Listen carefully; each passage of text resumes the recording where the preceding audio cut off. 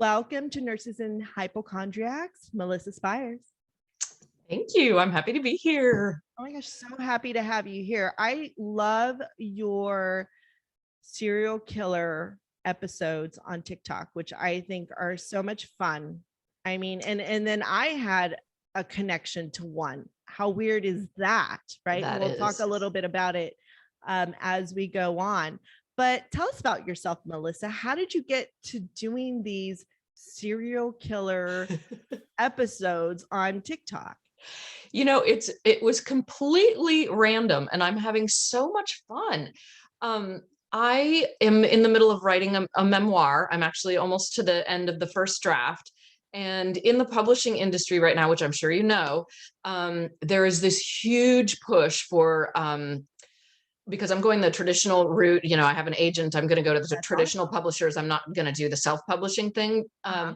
And publishers will not look at writers' material unless you have a big following online. Right. And of course, writers generally don't. We just live, you know, in our office. And what would we? And so I started seeing all of these authors trying to cultivate a following, and they would get onto TikTok or Instagram and they would just be like, well, here I am. Publisher tells me I have to have a following, so I'm going to make some videos. And it's like, oh, joy, I really want to follow you. You know, Yeah. like Authors it just, are the worst. Authors yeah, are the worst. I mean, I've been to so many book readings or, book things where authors will talk about their books. They're the worst. yeah. It's really, I was just shocked. And, you know, so I would follow. So they try to do all this stuff, cultivate following, and they'll follow you, and then either they'll unfollow you, or they never engage with you or anything. And Wow. you try to support them, and it's just like, whatever. So So I thought, dry. well, you know what? I'm just going to have fun. I want to make friends. I want to like Yeah. just be. And I resisted doing videos for the longest time.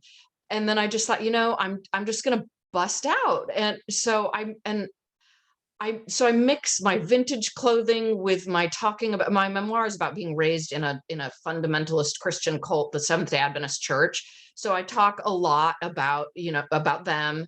And so I just started mixing everything together, just throwing it all in a pot.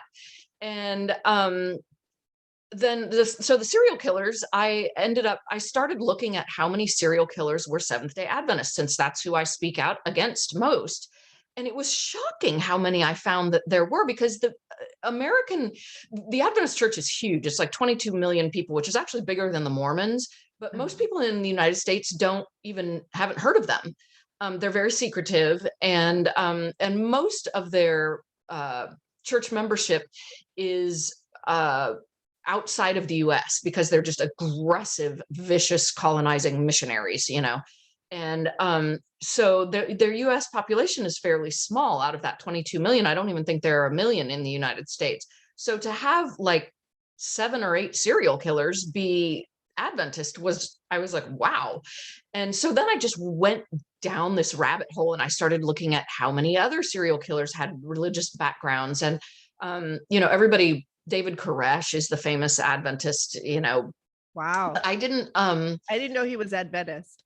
he was, until he of course went off and started his own cult, right? But he Right. came from the Adventist, and he still kept a lot of their beliefs in his messed up system. But I didn't, so I first distinguished between mass murderers, like I would call him a mass murderer, and serial killers, who to me, and it was just my own definition, but to me, serial killers are people who personally participate in the killing, like their psychology needs that, not just like a shooter or you know, but somebody who, Right. you I know. have a definition for serial killers. Ooh, okay. I sent you some of those links. Yes. And so I was looking at some last night. So this is the definition. Did you know that there were no serial killers before the 1980s? Did you know that? They coined the term in 1980. I saw that in the article that they Effective. coined the term. I mean, some of the serial killers that I would call serial killers anyway, though, that I looked up were in the 1800s. Right. And so, but they said that the formal term of serial killer, even though they happened in the 1800s, the formal term didn't come to be until 1980. Isn't that interesting? Yeah, it's very interesting. And then they formulated the definition. The theory is, or the definition of a serial killer is 3 or more killings, and they have to be in different locations. In different locations. Like Oh, that's interesting. like the killings are not connected to each other, kind of. But this Yes. person will kill one person, and then it's not they're not satiated with that kill, so they will Right. go ahead and kill others. Yeah. Which I found very interesting. I mean, I love your series. Maybe you should turn it into a book too. That's why I sent you that research, which is pretty awesome. Yeah. And stuff. It's very fun. And it's been a funny little sidelight, and then we'll talk more about the serial killers. But the funny thing is the reception that my videos have gotten. The different religions have acted differently. So I've called out some Methodists, some Lutherans, the Adventists, a bunch of Baptists, which actually I haven't called out the serial killers for Baptists yet, just the pastors who murdered their wives because they were cheating on them, type of thing. And then Catholics, and I've done 2 on Catholic serial killers. So I have gotten vicious responses from the Adventists, from the Baptists. They are so angry that I would associate their religion with these killers, and I just must have an axe to grind, and I must hate their church, and I must be just an awful person. The Catholics have not said a word. They don't give a rat's ass. It's just hilarious.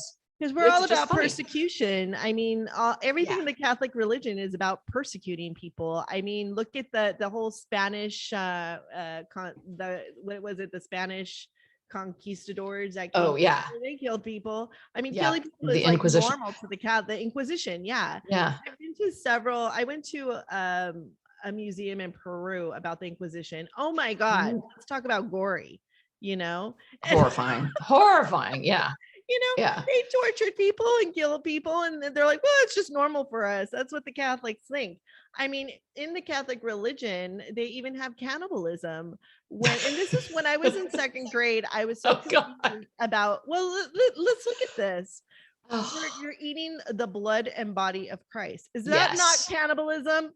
Right. And I used to be so confused when I was, how old was I? 7 or 8 years old, and getting my first communion. I was like, Mom, I don't understand. Why am I eating the blood and body of a person? How confusing is that to a child? It's so confusing. I know. It's so messed up. It's so messed up. I just had so much anxiety, and there was just so much weirdness around my communion, because my father wanted me to go to Italy and with the family and have like an Italian communion, Oh, which I think would have been much better, to tell you the truth, because the amount of classwork that we had to do about cannibalism, eating the blood and body of Christ, which is just a little wafer. Yeah. It just really made no sense to me. But the amount of pressure and study, and then we had to go if you do something bad, now you got to go tell this priest about it. Right. Isn't that the weirdest? Really, I mean, once you really look about it,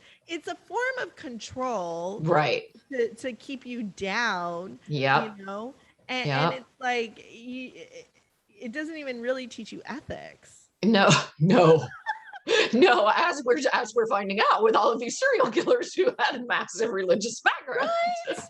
Yeah, so that's why the Catholics are like, we really don't care, because that's what Catholic people do. Yeah, it's go all over Peru. It's all over the place. The Catholics even built their churches on top of the Indians' dwellings. They just went, we're just going to build a church. We don't care. The Catholic church here in San Francisco is literally their parking lot is on top of an Indian burial grave for all of the natives who built the mission for them and died there. And then they just paved right over it because, I mean, it's amazing. It's so shocking. Yeah, San Juan Capistrano, same thing. Oh God, yes, yep, exactly. So that's why I think that's why the Catholics don't care. Yeah, it's in their religion. It's normal to kill people. Yeah. Well, I mean, I guess you could say good for them for not being hypocritical. The rest of the religions are hypocritical. It's all part of their religion too, but they pretend it isn't. Exactly. Oh my God. So Melissa, what is your background? You said you were a screenwriter. Do you want to Yeah, talk a little bit about that and how sure. your memoir came to be? And then we'll jump in the whole, but first I want to know what you're wearing. Ooh, okay. So I'll have to maybe stand up here. So it's Oh, I freezing love that cold coat. in my apartment. So I'm actually wearing an overcoat, Oh my gosh. but it's a black velvet. It's just from Nordstrom. It's not any famous designer, but it's black velvet. And it has a little waist tie, and I just love it. I mean, Love it's it. technically a trench raincoat, but who would go out in the rain in velvet? So Yeah, I love that. I just use it as my like little cozy in the office thing. Oh, I love that. Yeah. I mean, I am wearing, apart from you, because I am in Palm Springs, it's about an 80-degree day today, and I am wearing a Trina Turk silk caftan, and it is 25 year. It's Trina's 25th anniversary, and they celebrated it last week, actually, at her flagship shop here in Palm Springs. And after we talk about you, I'll share my story about how I had a synchronistic moment with Trina's late husband, Jeff. That is, I And can't wait to hear it's a, that. it's a fun story. I don't think I've really mentioned it on the podcast, but yeah. So let's talk Cool. about your screenwriting and how you became a writer and stuff. Yeah. I've basically kind of always been a writer of various, I was a freelance writer, not that I could support myself doing it, certainly. But I wrote for magazines for a long time, and, stuff like the Huffington Post and whatever. And then sort of, I was dating an actor, and was sitting on set with, I mean, it was just kind of odd. Watching him do his stuff, and one of the other actors said, we need to write a screenplay about blah blah blah blah blah. You're a writer, you should write it. And I was just kind of like, I'm not that kind of a writer. But then I started taking a class, and I found that I absolutely loved it, that it's a form that I just really really enjoy. And so I ended up churning out a screenplay that won some little notice in all the contests and everything. And then we just sold it. I took on a co-writer because it's a Native American story. And he was my absolute, he was my details and my everything. And so he was helping me with all of that. And so we just sold it to a Canadian production company, and we're hoping that it's going to shoot. So I guess it's in yes, they call it development. Development. And then it goes into You sold it, pre-production, right? yeah. And At least then, you sold it. That's yeah, exactly. Yeah, exactly. And so and I had to do some rewrites because there's an Oscar-winning actor that's possibly on board, so gosh, it's that's very awesome. exciting. Congratulations. So yeah, it's so hopefully I can share more about that on my TikTok and my Instagram and Yeah. everything as that comes along. Yeah. But I think the director producer is hoping to shoot it in the summer. It's got a lot of outdoor scenes. So in Canada, I think you have to shoot in summer. Yeah. So there's that. And my memoir is about being raised Adventist, and I escaped the religion like literally the day after I graduated from the Adventist high school, and just thought kind of escape equaled healing, and I was done. Like, oh, I'd gotten out of it, and I went on with life. And then in my 30s, I found out that someone in my family that I was very close to and had admired intensely had been a serial child molester in his Whoa. position for the church. And the Seventh-Day Adventist Church had enabled him, moved him around, kept, that typical pattern of, blame the women Right. and just move him somewhere else, where of course he repeated the pattern, right? And so that really just shook me to my core, even though I didn't believe in the church anymore and hadn't for decades. But the depth of depravity and just ick Yeah. It's in the gross. whole thing really sent me on a tailspin. And so I ended up tracking down one of the victims and befriending her. And she is an incredibly strong, brilliant woman. And that just set off for me another decade or so of um, deconstructing, then, of finally Yeah. dealing with what the church had done to me that I never had questioned. Or and I obviously I realized that churches are narcissistic systems, right? They Right. are narcissistic abuse. Yeah. And I had played that out in every relationship in my life, Yep. my entire adult life. Yep. And just the misogyny and the everything, I just ended up having to go down to the root. And so that's the book, and I'm almost done So with it. cool. My agent is eagerly waiting for it. And That's exciting. yeah, so I'll hope to have news about that soon Yeah, too. But and then we'll bring you on again and you could talk about your book. That would be yay, so much yay, fun. yay, There's yay. lots of That's a authors on the promise. show. Yeah. Which is so much fun. I love it. I love everything you're doing. And that's why I instantly connected with you on TikTok. I don't connect with very many people, a couple, but with Yeah. you, I was like, I really like her, and then you told the story of yeah, I worked at a Seventh-Day Adventist hospital. I worked in Yes. the system. I worked at Glendale Adventist. That was the first hospital I ever worked at, and I liked it. Coming from a Catholic background, I kind of liked the structure. The veganism or the Yeah. vegetarianism was interesting. Yep. Their whole philosophy was very interesting. I was just like, oh, okay. Yeah. I kind of like the structure. Some of the things that they did, only administrate, you can only be an administrator if you were a Seventh-Day Adventist. So it was very Okay. cult, you Yeah. know. Yeah. So I worked at Glendale Adventist for about a year because there was a lot of weird stuff happening, and we'll get into that. And Yeah. then I went over to White Memorial, which was a little bit better. Well, Yeah. I was working in pediatrics. I mean, I was I've been to White oh, Memorial. My dad did a good. residency there. Yes. Oh, really? Oh, funny. Yeah, yeah. I liked it again. I was there for a while, a long time, and then I went back and did registry nursing there a lot. Mhm. And like I said, the system just worked for me. I felt I've been to a lot of different hospitals, and I felt it was very structured, and I like that. Yeah. You Yeah. know, Well, they are very well respected. Their medicine, Mhm. their medical school and everything is very well respected, I think.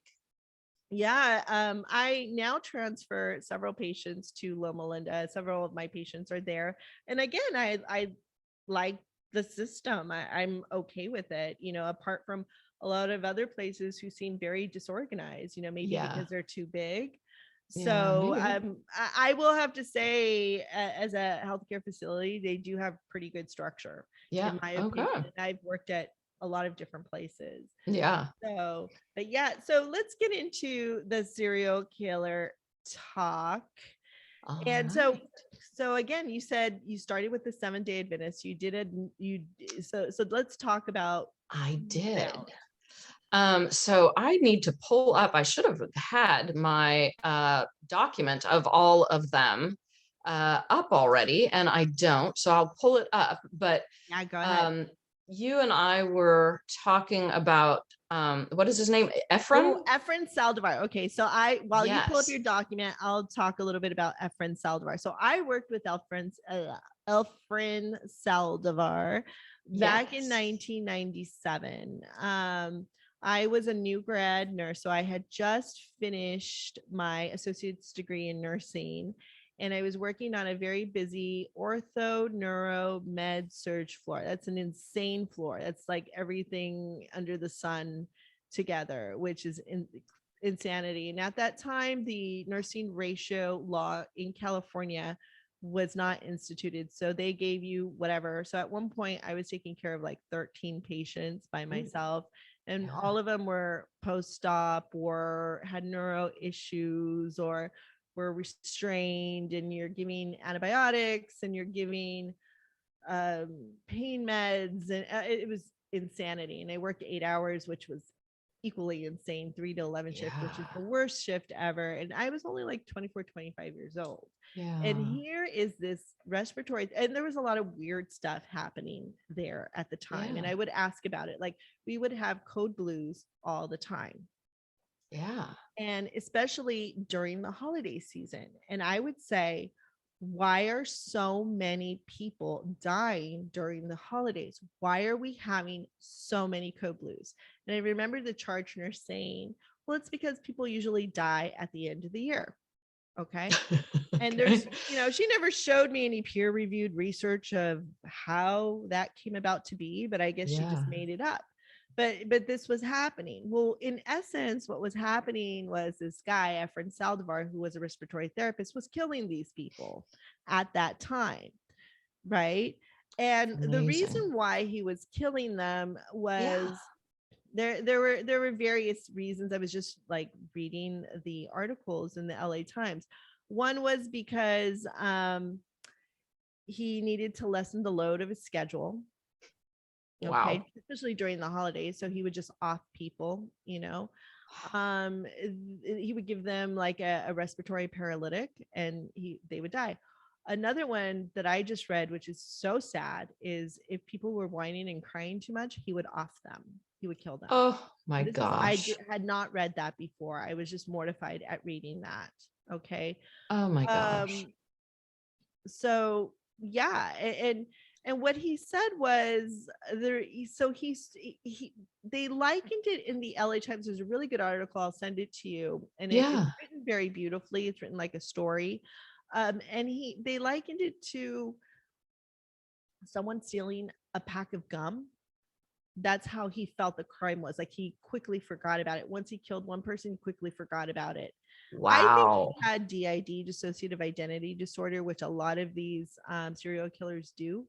They Yeah. tend to dissociate, and it's due to some trauma that they had in childhood. And Yes. so they'll go ahead and try to recreate whatever happened with their victims, which is all very interesting. And so Yes. I think that maybe this is what he was trying to do.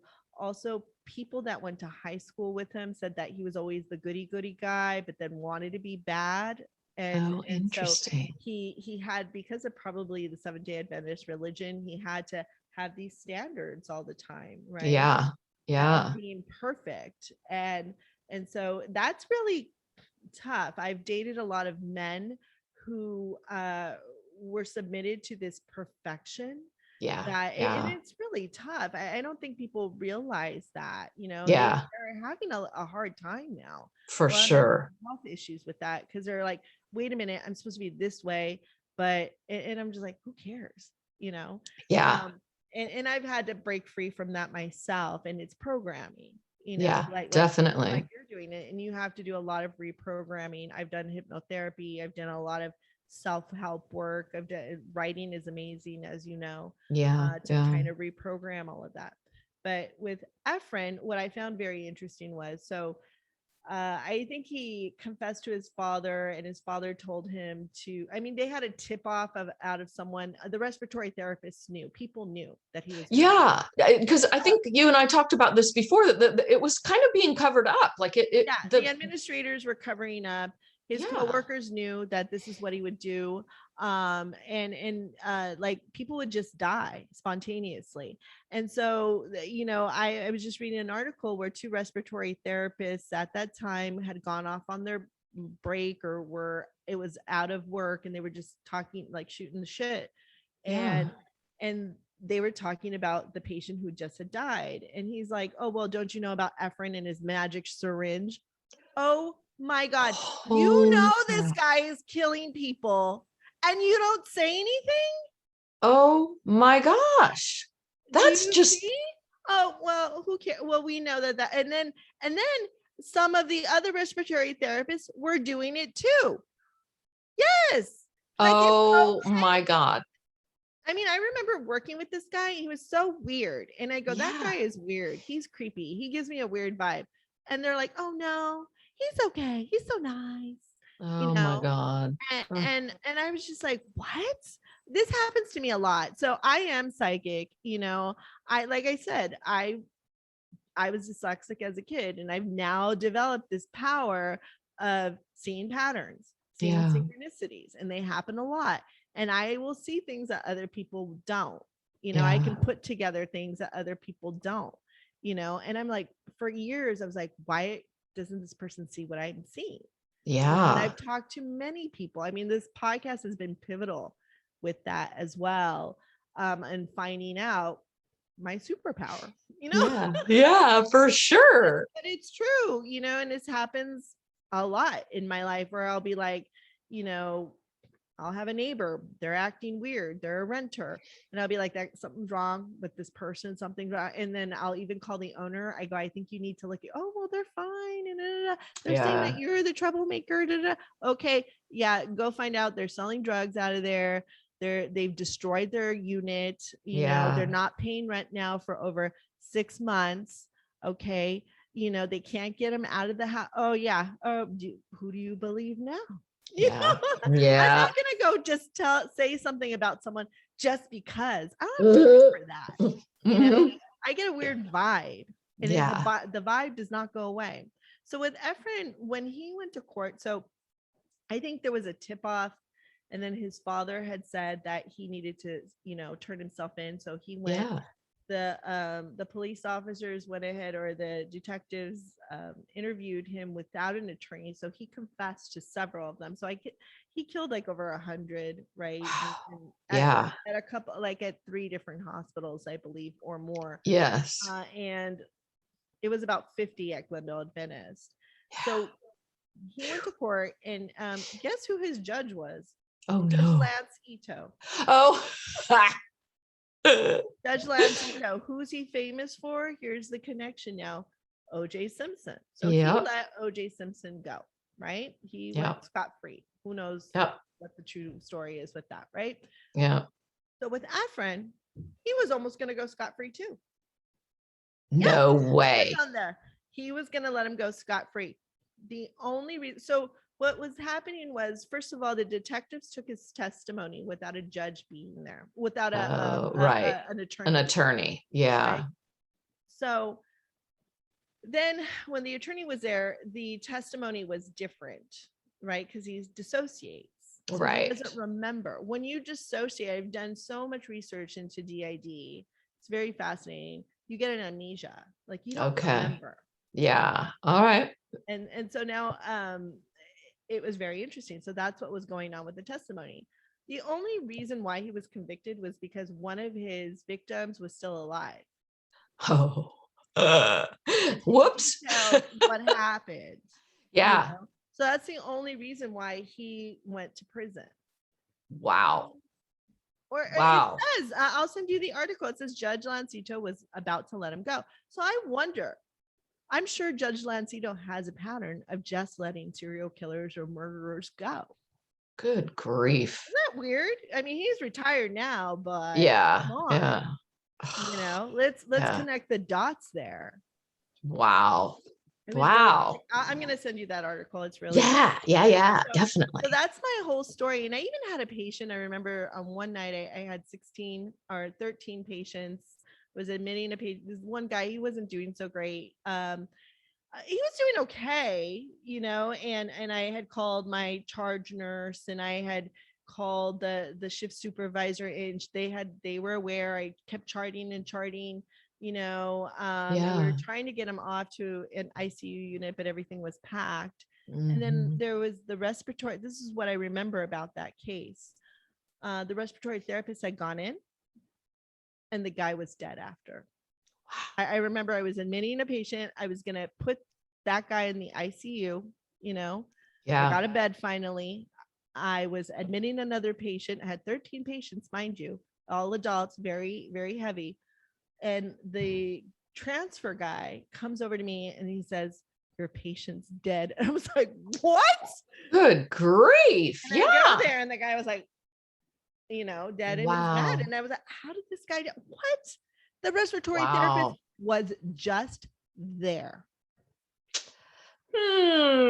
Interesting, right? Yep. I call a code and everything, and yikes. That's what happens. That's terrifying.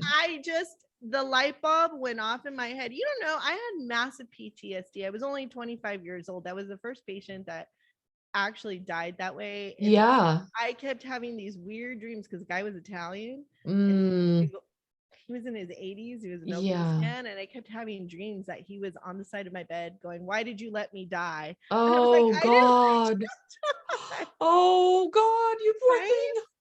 Oh, It was oh. nuts. I mean, I had to go give a depo, and the attorney was like, "They're not suing you. You did everything right. You charted, you Yeah. know." And that's what But saved me was my chart, because I was charting, like literally, we had computer charting and I was on it. yeah. Yeah. Who went in there, who I called to help me, Yeah. and it, but it was it could have been, because I was like, I Wow. don't understand how he's dead when the respiratory therapist was just in there. Why didn't the respiratory therapist come get me and say, "Hey, I think something's wrong with this guy"? Yeah, right. No, Exactly. Yeah. because he offed him. Wow. Wow. Right? That's This is long, well over 20 years ago, yeah, but wow. Isn't that Holy insane? smoke. But your TikToks help me to connect those dots in my head. There you go. There you go. How fun. Very, very interesting. Yeah. So let's talk about some of these serial killers. Who is the Oh, most profound that you've found? okay. Let me get them up here. Um, so Robert Yates, most prolific serial killer in Washington state history, and I don't have the numbers there, but also Dayton Leroy Rogers, who was the Molalla Forest killer. Some of these I had never heard of before in my life. He killed 6 women. Kenneth Bianchi, the Hillside Strangler, we've all heard I of heard him. about him a little bit. Yeah. Yeah, And he actually he had was a tortured. partner. Oh, yeah. He was Yeah. tortured by his mother. It's in that article, that dissertation. So he was very Yes. abused by his mother. And Yes. so the abuse that he got from his mother, he would then go ahead and do it to his victims. Yep. Yep. Yeah, I found a lot of, so I did get a bunch of oh, people who pushed back on the serial killers and religion when I told you about the people who were Yeah. defensive of their church, but also people just said, well, duh, most people in the United States have some sort of religious background, so that's no brain trust move. And everybody pointed to, what about family abuse and childhood abuse and things. There's also a very interesting connection with head trauma, early head trauma, and a serial killer. So, all of that. I wasn't trying to make a blanket statement, like religion causes serial killers, but it was just interesting. I think So it's when people started kind of coming after me with that, I thought, well, I'm just going to look at another demographic then and see if they're almost all religious or not religious. So I looked at porn stars. And because I just thought, well, let's start with, and Yeah. it was interesting. Almost all of the porn stars that I've researched so far have little to no religious background. So it is very interesting to find how almost all of the serial killers you look at do have religious backgrounds. So there's something there, Yeah, you need obviously. to write something. You need to publish something either in Psychology Today or a book or something, because I like how you're like, okay, well, fine, I'm a good researcher. Let's look at the porn stars. Huh. There's no Yeah. religious background. So there has to be, I think what has to do with it is the strictness, Yes. of being perfect. Um, because there's something that I found, in doing business. So I do healthcare marketing, and I write blogs for clients, and I Uh-huh. do podcast consultations. And I've had some clients who, again, it's a pattern that I've seen. I've probably had encountered 9 of these people in my life, in my career time. And they're all moms. They all tend to micromanage. And then they tend to dissociate. And then I found an article on how there's housewives and mothers who are serial killers. And That is fascinating. I saw that you'd sent me that link. I want to see that. yeah, so they tend to dissociate, and they don't remember what they've said or what they've done. And I'm having a meeting with this personality type, and all of a sudden they don't remember what they've told me, and they're starting to treat me like I'm an assistant instead of I'm doing their consultation for them, and Right. I'm writing a blog for them. And I go, it clearly states in my contract, and so I have to say it nicely. But then what happens over time is they get more and more and more aggressive. Yeah. And so I have to politely, and I had like probably 20 emails from one person, and I had to show it to a friend of mine. I was very disturbed, Yeah. because I was like, I got to figure out what's going on here, because this has happened before. Is it my trauma? Because I grew up with an entrepreneur mom Yeah. who would have some aggressive clients sometimes, Yeah. that would throw. I mean, my mother was a seamstress, so she would. Here is the connection with you as well with fashion, and she would custom make clothing. She's a Yeah. great copycat artist, and some of these women would come and they have no fashion sense, and they would be very all of a sudden start to micromanage and Oh my start to God. get aggressive and aggressive and aggressive. So after this last client, I sat down with my mom. We were like at the park, we were on the swings, it was real fun. Oh, And cute. I just need to tell you about this client that I had, and we talked about what happened. And she goes, I know. She goes, sometimes those people, you just got to let them go. And that's what I Ooh. do with these people. I say, I can't work with you. This is not Yeah. working out. Goodbye. Yeah. And they continue to send these emails. It's Yeah. really creepy. Of course. Right. Yeah. And I'm just like, something's not right. And like I said, I had to show these emails to a friend, and he used to own a gym here in Palm Springs. And he's like, oh no, she's crazy, because I'm always Yeah. like, if it's me, I'll take accountability and stuff. But transactions should just be easy, Yeah. and Yeah. swift. Like even with us, I was like, okay, what did I do wrong? Like, and it was pretty good. I was like, yeah, this is cool, laid back, Yeah.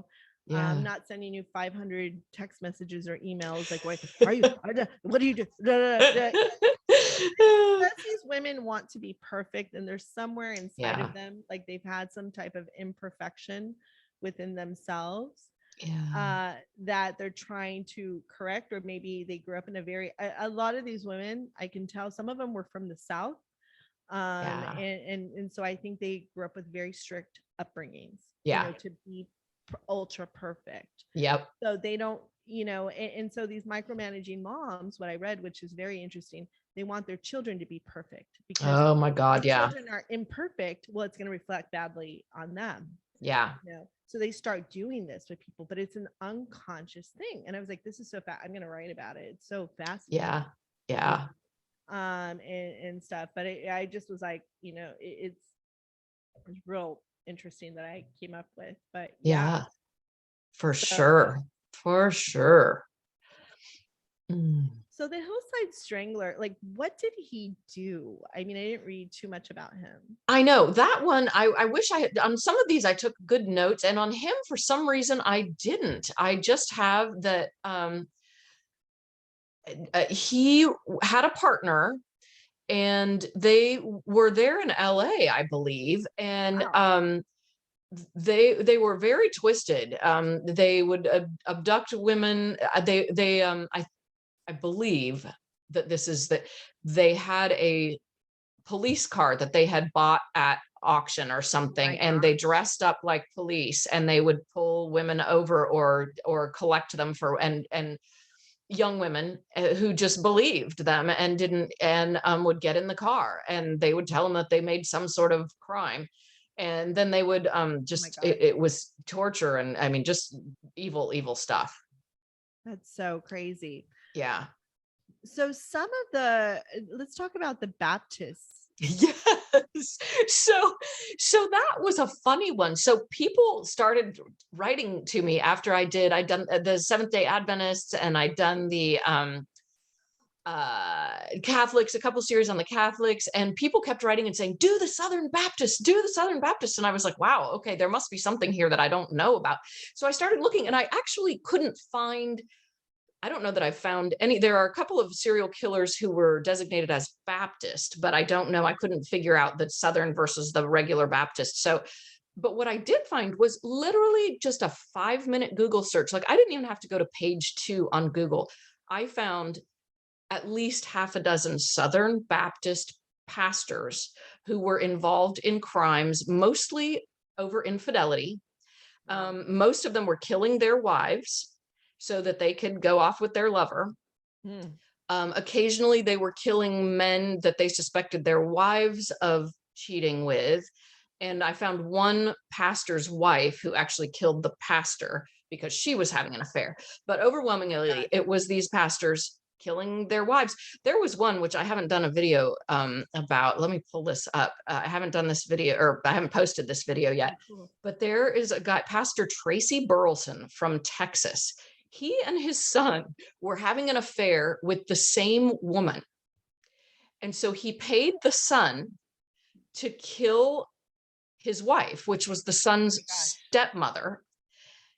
And then the girlfriend of both of them, I'm not sure which one of them ended up with the girlfriend. I think the pastor did, but she was involved in the cover up or something. I mean, it's wacky. You can't make this stuff up. Yeah. But there's let me see, I can just run through a few. So there's a guy from Waco, Texas, Pastor Matt Baker. He killed his wife and then ran to his girlfriend and told her that he did it for her. And there's Pastor Scott Harper from Georgia. He and his lover murdered her husband, and they both ended up getting life in jail. There's a guy named Pastor Edmund Lopez. He was a Southern Baptist, but he was in Washington State. And he claimed to have killed 28 people. And then he was redeemed, but it ended up being a lie. But he did actually kill his wife, and they suspect, and he attempted to kill his girlfriend. Oh my gosh. I know. And it just goes on. So the one woman I found, Cindy Reese, oh no, she was a minister. Also, she was the minister of music at Sardis Baptist Church in Alabama. Wow. And she murdered her husband together with her lover, who was the pastor of the church. His name was Jeffrey Brown. And they suspect that she possibly murdered her first husband as well. And it goes on and on and on, just literally probably 10 or 12 of just in a little teeny search. Yeah. So why do you think these people, what comes over these people that they're killing these people? I think they're in this rage, or they go into this psychological thing where they don't know, they disassociate, and they just kind of, I guess so. Some of it's so premeditated though, like the guy who paid his son to go do it. That's I do think a lot of it has to do with the religion, even though people don't like to hear me say that. But I think especially divorce is so frowned on in so many religions that somehow in their brains, just eliminating the person is better than the public shame of divorce. They'd maybe lose their pastorship if they got divorced or something. I don't know, but they end up in jail. I used to live next to these neighbors, and they were born again Christians. They used to fight with Bible verses to each other. I can't make that up. I cannot make that up. My God, that is priceless. I was listening to them, and they had the door open in the back. So I went, like, we have adjoining back patios, like there's a fence, but you can hear if the door is open. So I went outside, and I was like, am I hearing what I'm hearing? And that is amazing. They would be fighting with Bible verses. And you are not righteous. And I guess someone was cheating on someone. They were young, but one of my neighbors kept saying, she goes, I think they're swingers. And it could have been. Could have been. Yeah. But on the outside, they were uber perfect. Right. Of course. And it was interesting to see their demise, because they were there for like 7 years or whatever. And they came in as this perfect couple with the perfect 2 kids, the football player and the ballerina. And I remember when they talked to them, and this is how I knew, they're like, hi, like high talkers, like they're in the Truman Show. Hi, heard about you. I was like, oh, really? Yeah. This is interesting. Okay, here we go. And they were bizarre people. And then in the end, the son, like, he turns into this drug addict, and the kid, the girl, the ballerina, is now wearing hoochie shorts, and weird men are picking her up. you know? And There so you I'm like, oh go. yes, I'm the bad one, sure. Right, You right, know, exactly. to see over time this demise, Yeah, and how I think it's this these people are just trying to be too perfect, yeah, and I'm yeah. always myself. I think I get dinged all the time because, I'm always myself. Sometimes, like here in Palm Springs, I mean, this is crazy. Like, I have to take the trash out, and I'm all, oh shit, I didn't take the trash out. And I'm in my pajamas, like my little hoochie shorts and There my you tank go.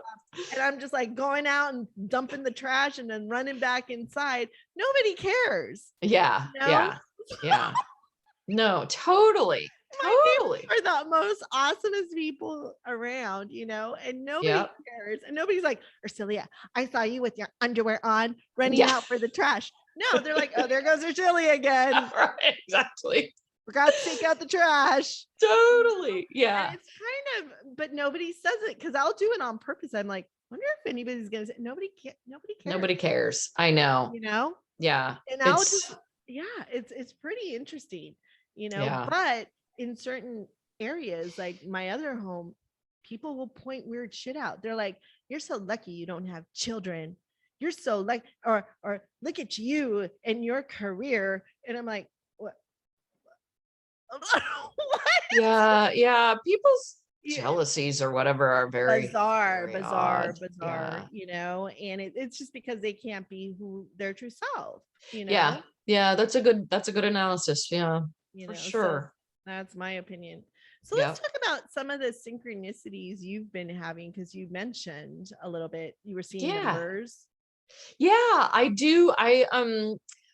I see the same number just randomly, like looking at the clock every day, and it happens to be the same time that my first child was born, I love that. which I just love. And so I plus it's also half of the devil's number. It's 333, and I just love that.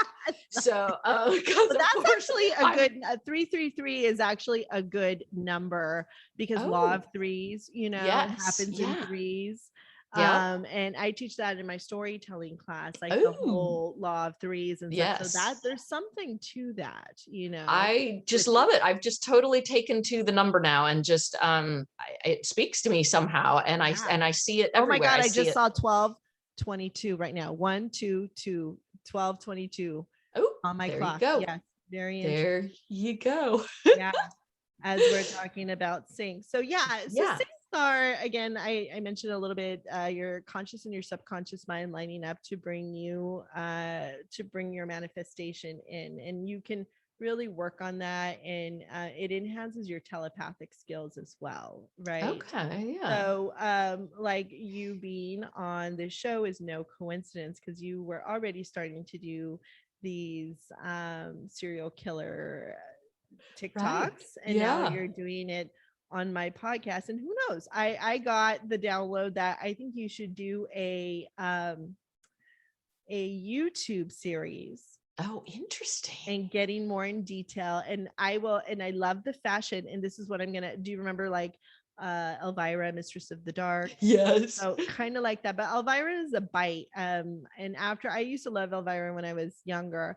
But as soon as I found out, I don't know if you've ever heard of Vampira. I've heard of her, but I don't know that I would know anything about her. Yeah, Yeah. her story is so good and very tragic. So Vampira is the original Elvira. And I went Okay. to a book signing of a guy who wrote this biography of Vampira. And so she, I forget her name.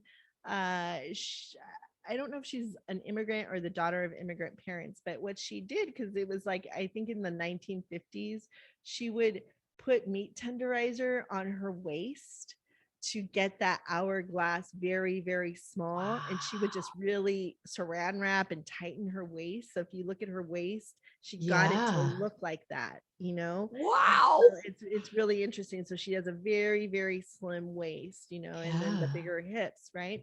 So she created this persona, Vampira, right? Yeah. And she used to do these cult movies, and then I think the movie studios had hired her on, and she was dating what's his name, Rebel Without a Cause. Oh yeah, James James Dean. Dean. So Mm-hmm. she was dating James Dean for a bit, and they blame her for James Dean's death Oh because they my said that gosh. she cursed him somehow. And Oh so my gosh. By the way, have you ever been out to his death spot? Another no, a funny where little where synchronicity that where did he die? he died in the Central Valley between like just sort of east of, he was driving, I guess, from LA to I don't know, but it's east of god damn oh, god, It's why am kind I of not near, able, San Luis Obispo. It's ah, just out into the, and it's just this dusty corner where two roads converge, and he just took the corner too fast and flipped his car. And fans have set up the most bizarre, I stop there every time I'm driving through Southern California. I don't know why, but I always just feel, I'm not even a big James Dean fan, but there's something that you can feel there that's probably a really, portal. It's probably a it's, portal. there you go. It's really interesting. And fans have put, I mean, they're like bras and boxer shorts and like crumpled beer cans. And like every time you stop, you go, who's thinking that this is a Yeah. tribute to this man? But it's so interesting to see what people put there. And Yeah. it just has a funky feeling. But anyway, sorry, I interrupted, Yeah. but it's just No, weird that you I brought that think, up. yeah, I think that I think there's probably a portal there. His death was just very weird. I mean, some people believe he died, some people don't. I mean, who Yeah. knows? But Yeah. there probably is a portal. So she was blamed for this, and then so she created this persona, and then they sideswiped her and stole that persona and gave it to Elvira. Oh And kind my of because she was gosh. doing that whole Mistress of the Dark type of thing with the movie Macabre, and they just pushed her out, and she died this, like, she was like that old lady with cats kind of thing, became a Oh, recluse. yeah. But then I guess towards the end of her life, she became like a cult within the gay community, like a cult Oh, favorite, where she was yes. performing at certain gay nightclubs. And Yeah. then there was a cult following and stuff, but she died like alone and with her cats in a small little apartment. It was really sad. It's a sad Oh, story, but oh, it's interesting how she goes through. It's a great biography. I'll send you the name of the author because I really like his, and there's yeah. pictures, and he's Yeah. really detailed, and he spent a lot of time collecting this information. And I spoke to him on why he wrote the book. uh and I never knew about her. I just Yeah. got invited to this book signing from the guy's editor, who was my friend. and, Yeah. and I just she just I was so fascinated by her. I think there's been some movies made about her. I'm not exactly I'm sure. gonna Google her. How fun. Vampira, yes, but I think you'll really like her. um Yeah. but yeah, I see you doing like a YouTube show, but but very well done, and with your fashion, and kind of going through one person at a time, and that will build up your channel, I think, pretty quickly. So That is very interesting. I hadn't thought of something, branching out into something to look YouTube about it. Yeah. because TikTok you just can't get into in depth. You have to just it's just Yeah, little it's teeny fast. snippets. So Fast. that's true. That would be the place to be able to really dig and really go through the details, because there are always weird details, particularly in their childhoods and stuff, that contributed to what they did. Right. Kind of getting into like some peer-reviewed research and putting it Hmm. together and stuff, and maybe doing like more, getting the articles that are still online, Yeah. and Yeah. creating something together, and stuff. It's something to look at. I can totally see you doing Yes. that. That's how you're leveling up. But yeah, so many great things happening. I just want to Yeah. ask one question. There's serial killers are so popular, and I don't know why. Oh, yes. Why do you think so many housewives or females love to watch serial killer content? Like, we have the Jeffrey Dahmer on Netflix now, Yeah. but why do they love, do you think, serial killer and crime stuff? I not my thing, really. I have given it, because I do. I mean, obviously I've started investigating it, but I watch the crime shows. I'm not a television person at all, but I watch the crime shows, the true crime shows. So it's Mhm. serial killers and it's whatever else, but and I don't know why. I couldn't tell you why. I find it fascinating. I couldn't tell you why, but I mean, it has, you're right. It's become almost like a meme that women watch true crime shows. It's a thing. Yeah, And it was I don't know. parodied by Saturday Night Live did a parody on it. I mean, there's somebody wrote an article on why, some people Yeah. say it's comfort. I've asked these women, I was like, why do you watch them? They're like, it comforts me. I don't know about that. Yeah. See, I don't know that I find it comforting. I it's so funny because I'm like you, I'm a compulsive reader and I love fiction, but I won't watch, and it's funny for a screenwriter, of course, but I don't like to watch scripted things. I feel like it's wasting my time to watch something pretend, and so I watch real stuff. And I don't know. I couldn't tell you why I find it, but I find it relaxing. It just takes me right out of my brain, right out of all of everything. It's fascinating. It unfolds pretty quickly. And I don't know. So interesting. I used to be into cults. Like I loved cults. And it was just because I was trying to understand Yeah. how a cult worked, why people would join a cult, what the whole cult mentality was. And Yeah. once I figured it out, I was just like, you're not really that interested anymore because they're all kind of the same. They are all the Um, same. Isn't that so tragic? yeah, it's like the same script over and over again. And yeah. So, Yeah. but yeah, I'm gonna share my synchronicity fashion story that I There you go.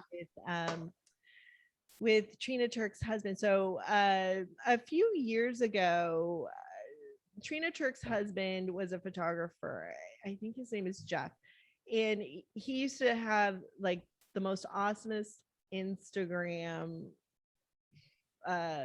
stuff. Yeah. Account. Because Yeah. he had all these beautiful men that he would give bathing suits to because he was a swimmer, Oh, and cool. he would give these bathing suits to these men and just photograph them, right? Yeah.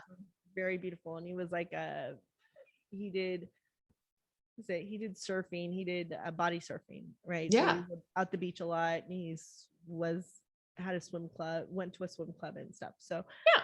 I was following his Instagram, and a couple of my friends had told me to follow it, and I would get obsessed about Trina and her husband Jeff, because they were like this it couple. Yeah. Because Totally. their origin story was great. They went to design school together, and that's where they met. And and they kind of helped each other along the way create this brand, the Yeah. Trina Turk brand. Yeah.